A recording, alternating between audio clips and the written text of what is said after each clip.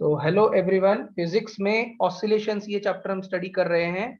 Oscillations का कुछ part 11th में आता है एनसीईआरटी सिलेबस में, और महाराष्ट्र स्टेट बोर्ड के हिसाब से ऑसिलेशंस ये 12th का फिजिक्स का चैप्टर है। नीट में ये बहुत ही इंपॉर्टेंट चैप्टर माना जाता है, नीट के हिसाब से और जेडब्ल्यू के हिसाब से, जेडब्ल्यू मेन के हिसाब से, और महाराष्ट्र सीईटी के हिसाब से भी इस पर बहुत क्वेश्चन आते हैं। पिछले वीडियो में हमने डिस्प्लेसमेंट, वेलोसिटी एंड एक्सेलरेशन के डेरिवेशंस देखे थे।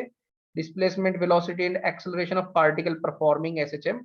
आज के लेक्चर में हम displacement, velocity and acceleration of particle performing linear simple harmonic motion का ग्राफिकल रिप्रेजेंटेशन देखेंगे विद रिस्पेक्ट टू टाइम। जैसे टाइम इंक्रीज होगा, टाइम बढ़ते जाएगा, तो डिस्प्लेसमेंट, वेलोसिटी और एक्सेलरेशन का ग्राफिकल रिप्रेजेंटेशन कैसे आएगा वो हम आज की वीडियो में डिस्कस करेंगे।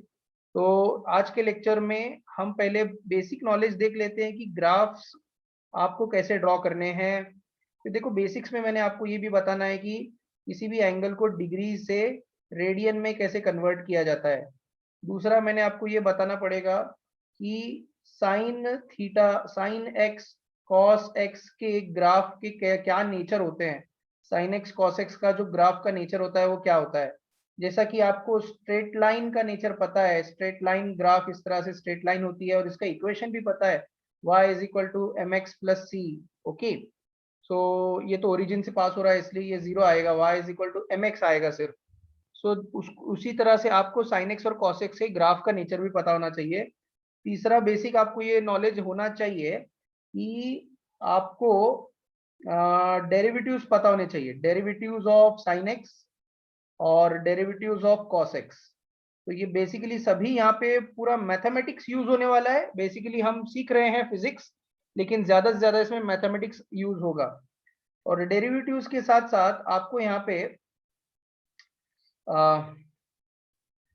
Initial phase, phase of simple harmonic motion omega T plus alpha, और इनिशियल फेज अल्फा की वैल्यूज आपको पता होनी चाहिए। अल्फा की वैल्यू मीन पोजीशन के लिए कितनी होती है और एक्सट्रीम पोजीशन के लिए कितनी होती है। तो ये चार बेसिक चीजें अगर आपको पता चल जाएंगी, ये चार बेसिक अगर आपको अच्छे से आ जाते हैं, तो फिर ये पार्ट आपको बहुत इजीली समझ में आएगा। तो ये डायरेक्ट हम नहीं इस पर जाएंगे, पहले हम ये बेसिक्स पर जाएंगे। तो आज का हमारा पहला बेसिक नॉलेज है कि थीटा डिग्रीज को रेडियन में कैसे कन्वर्ट किया जाए। इसके लिए हमारे पास एक कन्वर्जन है। किसी भी कोई भी एंगल अगर डिग्री में रहेगा तो उस एंगल को पाई बाय 180 से मल्टीप्लाई करने पर वो रेडियंस में कन्वर्ट हो जाता है। तो ये है आपका basic conversion. So it is the formula to convert the degree measure of any angle into radian measure. ठीक है, यही आपको यहाँ पे काम का है। रेडियन से डिग्री में कन्वर्ट करने के लिए रिवर्स करना पड़ेगा। अगर मान लो आपके पास एक रेडियन मेजर है और अगर आप चाहते हो कि उसको डिग्री मेजर में कन्वर्ट किया जाए, तो आप वो एंगल लो और उसको 180 बाय पाई से मल्टीप्लाई करो, वो डिग्री मेजर में कन्वर्ट हो जाएगा। बट ये जरूरी नहीं है, not necessary in this chapter. इस चैप्टर में आपको ये जरूरी नहीं है ये। ओके, बट बाकी फिजिक्स में ये काम में आएगा, बट इस चैप्टर में ज्यादा तो ये फॉर्मूला काम में आता है। थीटा डिग्रीज, थीटा रेडियंस में है, इसको आपको, सॉरी, थीटा डिग्रीज में है, इसको आपको रेडियन में कन्वर्ट करना है, तो आपने वो एंगल लेना है, उसको मल्टीप्लाइड बाय पाई बाय 180 करना है, और आपका आंसर रेडियंस में कन्वर्ट होगा। एग्जाम्पल हम देखते हैं इसका। देखो, एग्जाम्पल नंबर 1 है, मान लो हमारे पास है 30 डिग्री। तो आप क्या कर लो, 30 डिग्री को मल्टीप्लाइड बाय पाई बाय 180 करो, ये कन्वर्ट हो जाएगा रेडियंस में। तो आप देखो यहाँ पे 30 मल्टीप्लाइड बाय पाई बाय 180 करते हो तो 0 0 से कैंसिल, 3 1 जा 3 6 जा आएगा, दैट इज कितना आता है, पाई बाय 6 रेडियंस आता है। अगर आपने लिया 45 डिग्री, सो 45 डिग्री को आप मल्टीप्लाई करो पाई बाय 180 के साथ, तो ये रेडियंस में कन्वर्ट हो जाता है। 45 को मल्टीप्लाई किया आपने पाई बाय 180 के साथ, आपको 45 का टेबल तो आता होगा, या तो 9 का टेबल आपको इजीली आएगा। 9 के टेबल को आप रीड कर लो, 9 पाई जा 45, 9 टू जा 18, 9 जीरो जा 0। तो ऊपर 9 पाई जा 45, तो ऊपर कितना बचा, 5। मल्टीप्लाई में कितना आया, पाई बाय 20। अब ये कैंसिल करने पर 5 1 जा 5, 5 4 जा 20, तो आंसर आता है पाई बाय 4 रेडियंस। आंसर आता है पाई बाय 4 रेडियंस, राइट। तो अब देखो, उसी तरह से अगर आप 60 डिग्री लेते हो तो 60 डिग्री को आपने मल्टीप्लाई करना है पाई बाय 180 से, तो ये डिग्री हट के रेडियंस में बन जाएगा। तो देखो 60 को मल्टीप्लाई किया पाई बाय 180 के साथ, आप तो यहाँ पे डायरेक्टली 0 0 कैंसिल कर सकते हो। 6 1 जा 6 3 जा, आंसर आएगा पाई बाय 3 रेडियंस। एक हम और एक एग्जांपल लेंगे 90 डिग्री का। 90 डिग्री का कन्वर्जन होता है 90 मल्टीप्लाइड बाय पाई बाय 180, इसको आप रेडियंस में लिख सकते हो। सो 90 को अगर आपने पाई बाय 180 से मल्टीप्लाई किया तो 0 0 से कैंसिल होगा, 9 1 जा 9 2 जा, आंसर आएगा पाई बाय 2 रेडियंस। सो ये और एक लास्ट हम लेंगे 180 डिग्रीज। 180 डिग्रीज अगर हम देखते हैं तो 180 को अगर आप मल्टीप्लाई करते हो पाई बाय 180 के साथ तो ये रेडियंस में कन्वर्ट हो जाता है। तो 180 180 से कैंसिल, आंसर कितना आएगा, पाई रेडियंस। ठीक है, पाई रेडियंस आंसर आएगा सिर्फ। ठीक है, इतना आसान तो है। तो देखो यहाँ पे मैंने कुछ बेसिक एंगल्स का कन्वर्जन कर रखा है। आप इसको रिवाइंड करके भी बार बार देख सकते हो। थीटा डिग्रीज में है और थीटा रेडियंस में है। 0 डिग्री याद रखना, 0 रेडियन ही होता है। 30 डिग्री होता है पाई बाय 6 रेडियंस। 45 डिग्री का वैल्यू होता है पाई बाय 4 रेडियंस। 60 डिग्री का वैल्यू होता है पाई बाय 3 रेडियंस। 90 डिग्री का वैल्यू होता है पाई बाय 2 रेडियंस और 180 डिग्री होता है पाई रेडियंस। रेडियंस को स्मॉल सी से रिप्रेजेंट किया जाता है। अब देखो एक दूसरा तरीका भी, मैं आसान तरीका भी बताता हूँ कि आपको ये फॉर्मूले, ये तो हो गया मेन कॉन्सेप्ट। आपको एक ट्रिक से भी ये कन्वर्ट करने आएगा। मैं एक दूसरा तरीका भी बता रहा हूँ। देखो अल्टरनेट मेथड ये है कि आपने एक चीज ध्यान में रखनी है कि 180 डिग्री का मतलब होता है पाई रेडियंस। आपने एक चीज ध्यान में रखनी है, 180 डिग्री का मतलब होता है पाई रेडियंस। अब आप इसको बेस बनाकर कोई भी वैल्यू को आप कन्वर्ट कर सकते हो। फॉर एग्जांपल 180 को अगर आपने डिवाइड बाय 2 किया तो पाई को भी डिवाइड बाय 2 करना पड़ेगा। तो 180 को डिवाइड बाय 2 करने पर आएगा 90 डिग्री, और 90 डिग्री का वैल्यू आता है पाई बाय 2 रेडियंस, जो कि हमारे मेन आंसर से भी मैच करता है। ओके, ये करेक्ट है, बिल्कुल करेक्ट आता है। सिमिलरली अगर आपने 180 डिग्री लिया, 180 डिग्री को आपने डिवाइड बाय 3 किया तो पाई रेडियंस को भी आपको डिवाइड बाय 3 करना पड़ेगा। तो 180 डिवाइड बाय 3 आता है 60 डिग्री, और यहाँ पे आता है पाई बाय 3 रेडियंस। इस तरह से आप बाकी फॉर्मूले भी कन्वर्ट कर सकते हो। ओके, अब देखो मान लो हमारे पास ऐसा है कि हमने 180 डिग्री का वैल्यू पाई रेडियंस तो लिया है।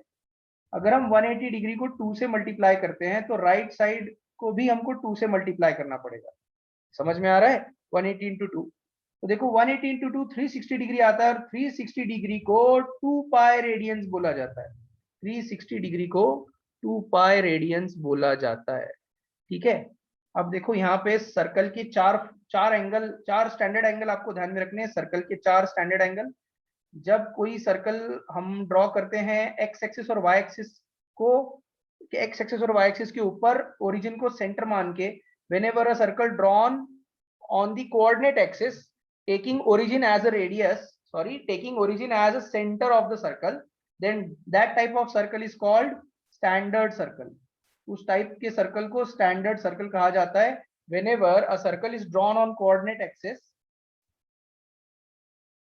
taking origin as the center of the circle, then that type of circle is called standard circle. अब देखो इस सर्कल में पार्टिकल जब मूव करेगा तो जो पॉजिटिव एक्स डायरेक्शन पर जो उसकी पोजीशन है उसी को इनिशियल पोजीशन मानना है, और यहाँ पे एंगल 0 डिग्री होता है। पार्टिकल जब वाई एक्सिस पर जाएगा, ए से बी तक जब मूव करेगा तो यहाँ पे एंगल का वैल्यू आता है 90 डिग्रीज। ये देखो पार्टिकल ने 90 डिग्री एंगल ट्रेवल किया है। फिर पार्टिकल जब बी से सी को आएगा तो यहाँ पे एंगल आता है 180 डिग्रीज। ये 180 मैंने सी की जगह पे लिखा है, सी पर एंगल 180 डिग्री आएगा। फिर जब पार्टिकल डी पॉइंट को आता है तो यहाँ पे थीटा की वैल्यू बन जाएगी 270 डिग्रीज।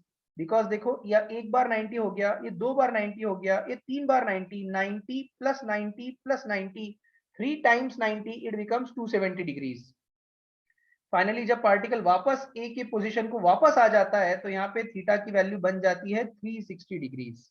सो एक सर्कल में एंगल 4 उसके स्टैंडर्ड एंगल होते हैं, 0, 90, 180, 270 और 360। 90, 180, देखो यहाँ पे मैं लिख देता हूँ 0, 90 degrees, 180 degrees, 270 degrees and then 360 degrees. बस आपको इन एंगल्स को रेडियन में भी लिखते आना चाहिए। आपको इन एंगल्स को रेडियंस में लिखना जरूरी है। 0 डिग्री का वैल्यू 0 रेडियंस होता है, 90 डिग्री का वैल्यू π/2 रेडियंस, 180 डिग्री का वैल्यू π रेडियंस, 270 डिग्री का देखो स्टैंडर्ड फार्मूला होता है 3π/2 रेडियंस। चाहे तो आप फॉर्मूला कन्वर्ट कर सकते हो, मैंने आपको कन्वर्जन बताया है। किसी भी एंगल को अगर वो डिग्री में है तो उसको 180/π से मल्टीप्लाई करने, सॉरी, किसी भी एंगल को जबकि वो डिग्री में है तो इसको π/180 से मल्टीप्लाई करने पर वो रेडियंस में कन्वर्ट होगा। अगर आप 270 लेते हो तो 270 को मल्टीप्लाइड बाय π/180 करो तो वो रेडियंस में कन्वर्ट होता है। तो यहाँ पे आप 9 का टेबल अगर पढ़ोगे तो 9 2 18 और 9 3 27 आएगा, तो 3π/2 बनता है। तो मैंने यहाँ पे डायरेक्टली 3π/2 लिखा है और 360 डिग्री का वैल्यू आता है 2π रेडियंस। तो ये वैल्यूज आपको बिल्कुल याद होने चाहिए, बिना इसके आपको ऑसिलेशंस चैप्टर समझ नहीं आएगा। और ये मैथ्स का बेसिक है, ये मैथ्स का बेसिक हम बेसिकली चैप्टर तो फिजिक्स का ऑसिलेशन चल रहा है, लेकिन मैंने मैथ्स की बेसिक फॉर्मूले बताए हैं। बिना इन बेसिक फॉर्मूलों के ऑसिलेशन को आगे समझना, ग्राफिकल रिप्रेजेंटेशन उनका समझना मुश्किल है। इसीलिए बच्चों को ये एडवाइस दी जाती है स्टूडेंट्स को कि इनको आप मेमोराइज कर लो, मेमोरी कर लो। Zero students are requested to memorize these result directly without proof, so they can understand the graphical representation of linear simple harmonic motion. So 0 degrees आता है 0 रेडियंस में, 90 degree π/2 radians, 180 degree π radians, 270 3π/2 radians और last 360 degree आता है 2π radiance. तो हमने हमारा पहला बेसिक कंप्लीट कर लिया है, जो कि है डिग्रीज का रेडियन में कन्वर्जन। ओके, सो मैंने यहाँ पे आपको क्या क्या एक्सप्लेन किया देखो। तो मैंने आपको यहाँ पे थीटा डिग्री टू रेडियन का कन्वर्जन एक्सप्लेन कर लिया है, राइट। अब दूसरा इंपॉर्टेंट आपको समझना है, अगर आपको इस चैप्टर को डिटेल में पढ़ना है और नीट और JEE के भी टफ प्रॉब्लम सॉल्व करने हैं, तो ग्राफिकल रिप्रेजेंटेशन को समझने के लिए दूसरी बेसिक चीज आपको समझनी है, नेचर ऑफ द ग्राफ।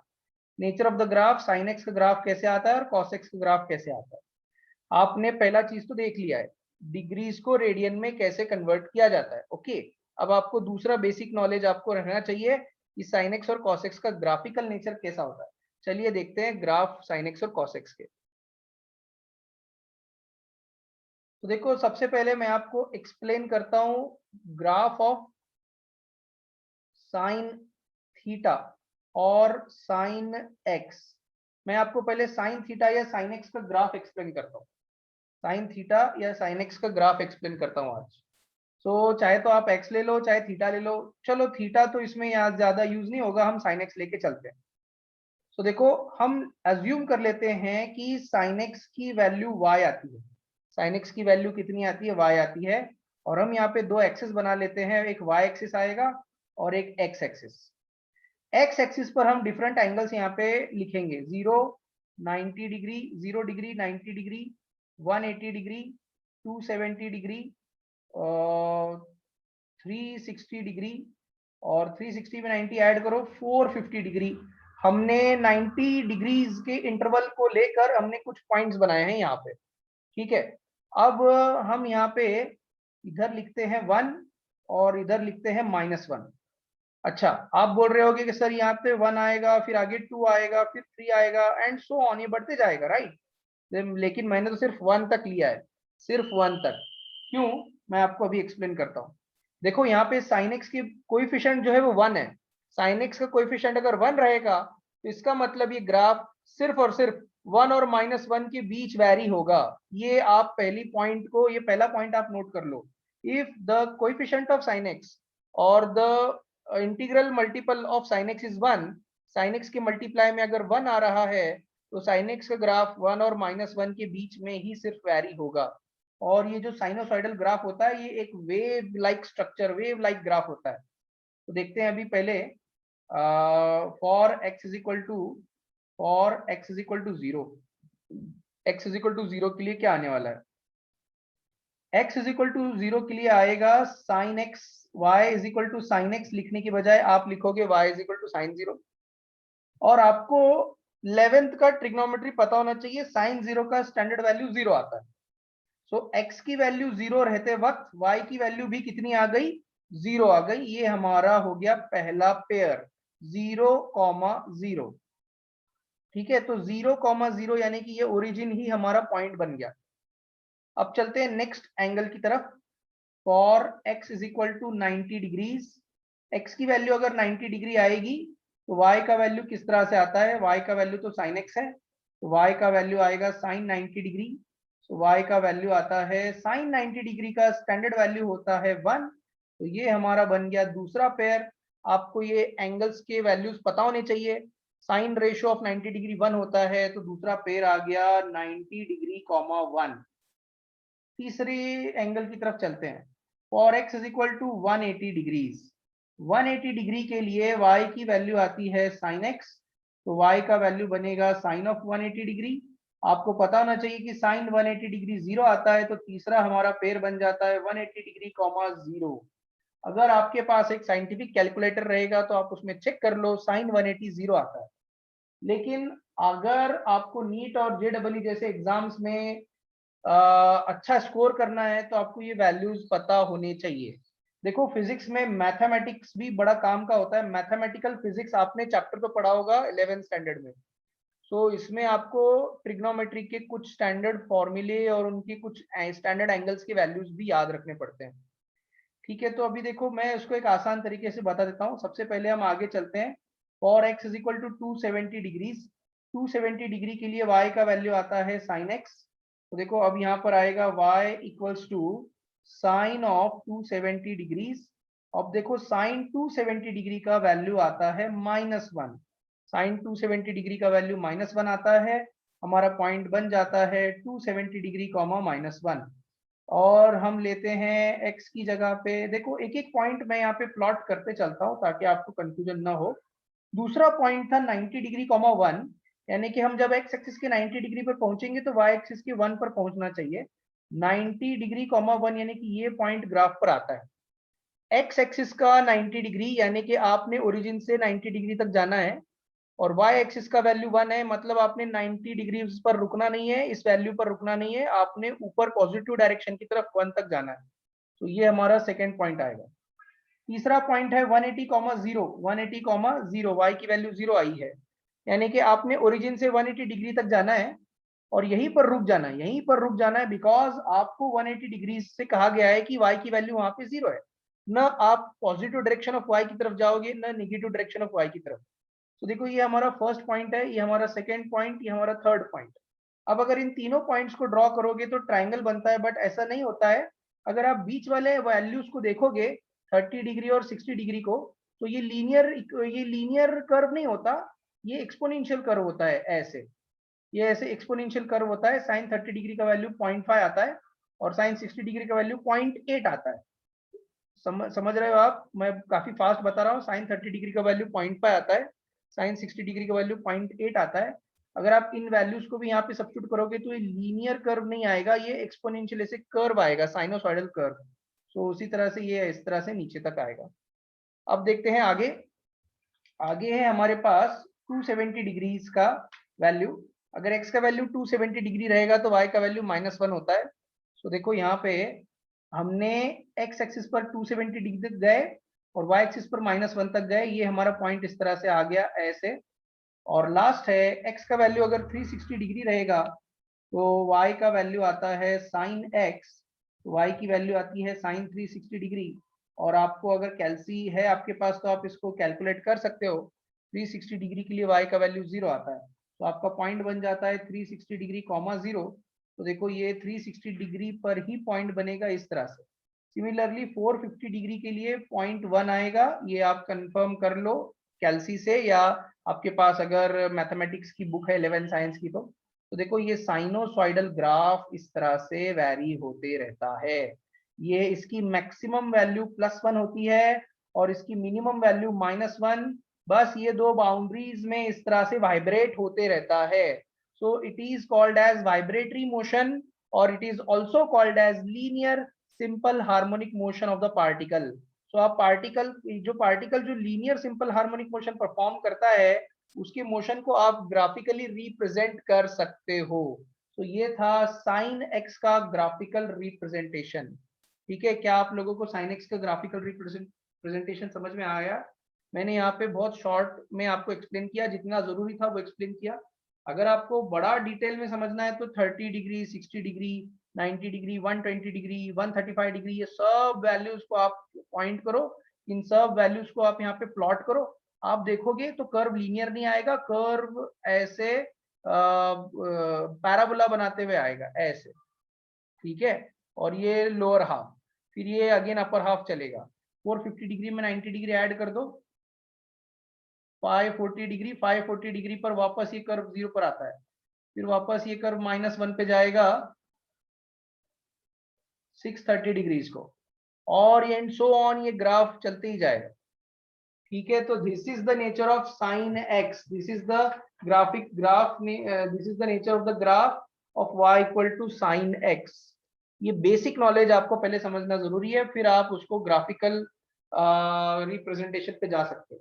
अब मैं आपको यहाँ पे बताता हूँ कुछ ट्रिक्स बताता हूँ कि ये सब तो मैथमेटिकल फॉर्मूले थे। अब मैं आपको कुछ ट्रिक्स बताता हूँ जिससे आपको ग्राफ डायरेक्टली लर्न हो जाएगा, ग्राफ आपको डायरेक्टली लर्न हो जाएगा। देखो हमारे पास कुछ ट्रिक्स, देखो आपके पास कुछ ट्रिक्स हैं ये। अगर y की वैल्यू साइन x रहेगी तो आपने ग्राफ को ओरिजिन से स्टार्ट करना है और पहले पॉजिटिव क्रेस्ट बताना है, पॉजिटिव क्रेस्ट, फिर नेगेटिव क्रेस्ट, फिर positive crest and then negative crest. और जो मैक्सिमम वैल्यू है वो रहेगा 1, बिकॉज यहाँ पे साइन एक्स का कोएफिशिएंट 1 है। मिनिमम वैल्यू रहेगा -1।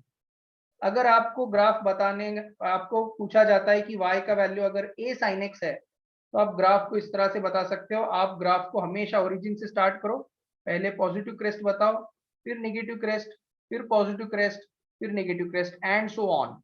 लेकिन आपने यहाँ पे मैक्सिमम वैल्यू को a बताना है, बिकॉज यहाँ पे साइन एक्स का जो मल्टीप्लाई में नंबर आया है वो a आया है, और मिनिमम वैल्यू को -a बताना। अगर ग्राफ पॉजिटिव रहेगा, y is equal to positive sine x, तो देखो ओरिजिन से पहले पॉजिटिव डायरेक्शन की तरफ ये कर्व बनेगा। सिमिलरली अगर आपको ग्राफ निगेटिव में पूछा जाता है, y is equal to minus sine x, हाँ अगर आपको ग्राफ ऐसे बोला कि इसका ग्राफिकल रिप्रेजेंटेशन बताओ, y is equal to minus sine x, तो आपने स्टार्ट तो करना है ओरिजिन से, बट आपने निगेटिव डायरेक्शन की तरफ जाना है। तो देखो यहाँ पे स्टार्ट करें आप ओरिजिन से, और आप क्या करोगे, ओरिजिन से स्टार्ट करके पहले नेगेटिव क्रेस्ट बनाओगे, then positive crest, then negative crest and so on. इसकी जो मैक्सिमम वैल्यू बताओगे आप वो +1 रहेगी, इसकी मिनिमम वैल्यू -1 रहेगी, बिकॉज साइन एक्स के बाजू में 1 आया। सिमिलरली लास्ट मैं आपको एक एग्जांपल एक्सप्लेन करता हूँ, लास्ट एक एग्जांपल आपको यहाँ पे मैं एक्सप्लेन करता हूँ कि अगर y का वैल्यू -a sin x अगर आता है, y का वैल्यू देखो यहाँ पे -a sin x अगर आएगा तो आप इसको कैसे करोगे। सो -a sin x आएगा तब भी आप, ये ग्राफ निगेटिव में जाता है ना, राइट, तो ग्राफ तो निगेटिव में जाएगा। ये देखो इस तरह से, अगर y का वैल्यू -a sin x अगर आएगा तो देखो यहाँ पे आपने ओरिजिन से स्टार्ट करना है, निगेटिव साइन है इसलिए पहले आपने निगेटिव क्रेस्ट बनाना है, यानी कि ट्रफ इसको हम कहते हैं, फिर एक क्रेस्ट, फिर एक ट्रफ आएगा, फिर एक क्रेस्ट ऐसे। तो पहले निगेटिव हाफ साइकिल आएगा, फिर positive half cycle and then so on. इसकी मिनिमम वैल्यू आएगी -a और इसकी मैक्सिमम वैल्यू a आएगी। इस तरह से आप ग्राफ को बिना किसी एंगल के डायरेक्टली ड्रॉ कर सकते हो, बट आपको पहले एंगल वाइज बताना जरूरी था, फिर अब आप इसको अच्छे से समझ सकते हो बिना एंगल के। तो देखो ये ग्राफ्स को पूरी तरह से अच्छे से देख लो। अगर प्लस साइन एक्स आएगा तो positive cycle, negative cycle and so on. Sign x के बाजू में कोएफिशिएंट 1 है तो 1 और -1 के बीच। प्लस a sin x आएगा तो positive cycle and negative cycle, फिर उसके बाद सो ऑन का चलते जाएगा ग्राफ, और ये इसकी बाउंड्रीज आएंगे a और -a। अगर y की वैल्यू -sin x आती है तो ग्राफ ओरिजिन से स्टार्ट होगा, पहले पॉजिटिव साइकिल की बजाय पहले नेगेटिव साइकिल बनेगी, फिर पॉजिटिव साइकिल, फिर नेगेटिव, ऐसे बनते जाएगा। और sin x का कोएफिशिएंट 1 है इसलिए 1 -1 आएगा। और देखो यहाँ पे sin x का कोएफिशिएंट -a है, इसीलिए ये -a और +a के बीच में वैरी होगा। निगेटिव साइन की वजह से ये पहले निगेटिव साइकिल पहले बनाएगा। तो ये था हमारा sin x की ग्राफ का नेचर। ओके, अब हम चलते हैं cos x की ग्राफ का नेचर डायरेक्ट देख लेते हैं।